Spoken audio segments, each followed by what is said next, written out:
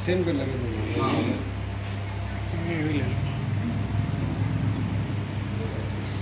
में जो हलचल हो रही है उसके बारे में थोड़ा सा जानकारी देंगे कि शिवसेना के दो अंग हुए मगर शून्य मारा वो वापस एक होने जा रहे हैं, इस पर आपकी। देखिए, प्रथमता तो मैं आपको कह देता हूँ, जो मैंने कल भी आप लोगों के सामने कहा कि शिवसेना दो नहीं है, शिवसेना एक ही है। सर सेनापति श्री हिंदू हृदय सम्राट बाला साहब ठाकरे जी ने 1962 में जिसकी स्थापना की, और उनके विचार और उनके सिद्धांत, कोई भी पार्टी बनती है तो उसके अपने विचार सिद्धांत होते हैं। वो सिद्धांत और विचार की भागदौड़ को लेकर, उस रथ को लेकर एक नाथ शिंदे साहब हमारे महाराष्ट्र के मुख्यमंत्री जी चल रहे हैं। तो वो जब उनके साथ आए तो पूरी शिवसेना उनके साथ।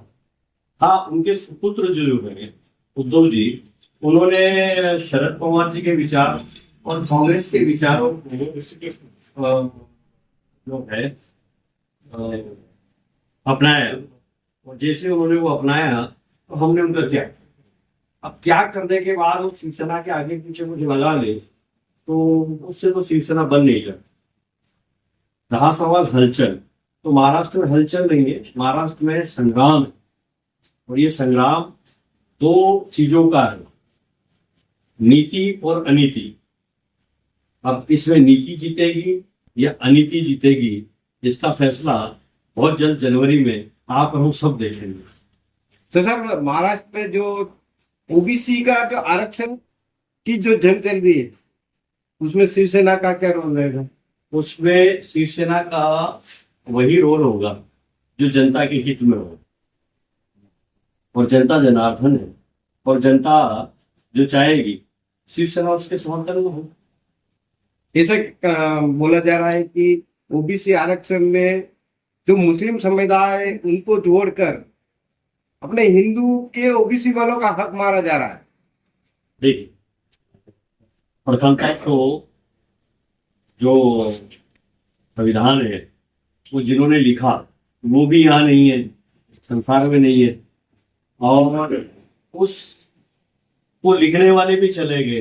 तो दो प्रकार के लोग जीवन यापन कर रहे हैं, एक उनके संविधानों को पूर्णता से मानने वाले और उस पर चलने वाले, एक उनके सिद्धांतों को, उसको, संविधान को जो है तो उसको कुछ फेरबदल वाले। अब ये रहा सवाल, आपने बड़ा स्पष्ट पूछा कि मुस्लिमों को उसके साथ जोड़ रहे हैं या उसके साथ कर रहे थे, तो आपको ये बता देता हूँ कि संविधान के अकॉर्डिंग उनको जितनी जगह दी गई है वो पर्याप्त हो। तो इससे मराठा का हक नहीं मारा जाएगा? नहीं, मराठा जो ओबीसी जो है ना। नहीं, आप पहली बात तो जब वो होगा तब हक मारा जाएगा ना। हाँ। अभी तो ये तो भविष्य भूतों की बातें हैं, और ये तो बहुत समय से हो रही है। चलो अपन टॉपिक चेंज करते हैं, अब संगठन की बात करते हैं कि भाई अपने जो शिवसेना का है जो अब राजस्थान में संगठन का विस्तार किस के बारे में थोड़ी जानकारी दें। संगठन के विस्तार का जो रहा सवाल, तो हर पार्टी जो है वो हर हर साल अपने संगठन का विस्तार करती है, तो हम भी उसी में लगे हुए हैं।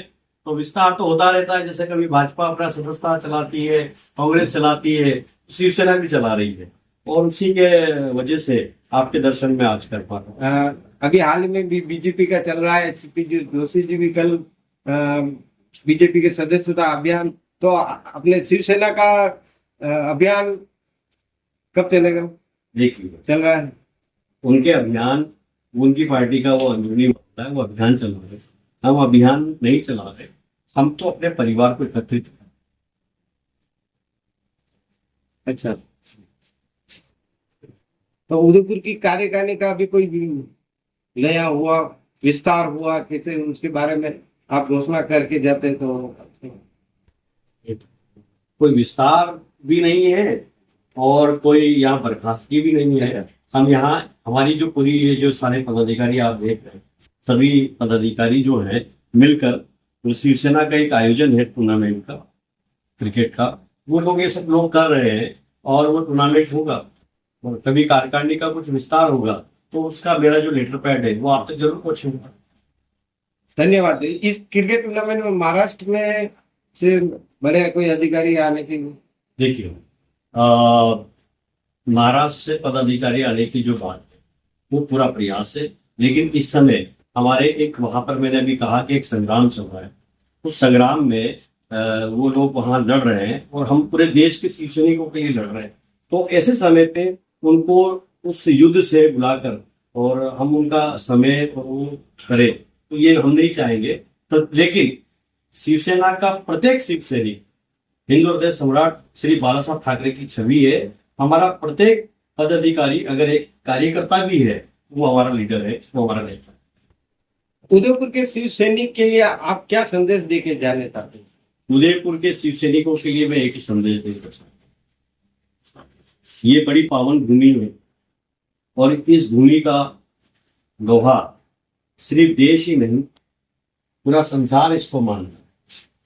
और आप सब ऐसी पावन भूमि पर हैं और जिन्हें पूरे संसार में पूजा जाता है महाराणा प्रताप जी, उनसे प्रेरणा लेकर अपने परिवार और पार्टी की रक्षा करें, उनसे प्रेरणा लेकर आप आगे बढ़े, यही मैं इन लोगों को कहना चाहूँ। बहुत बहुत धन्यवाद। Thank you.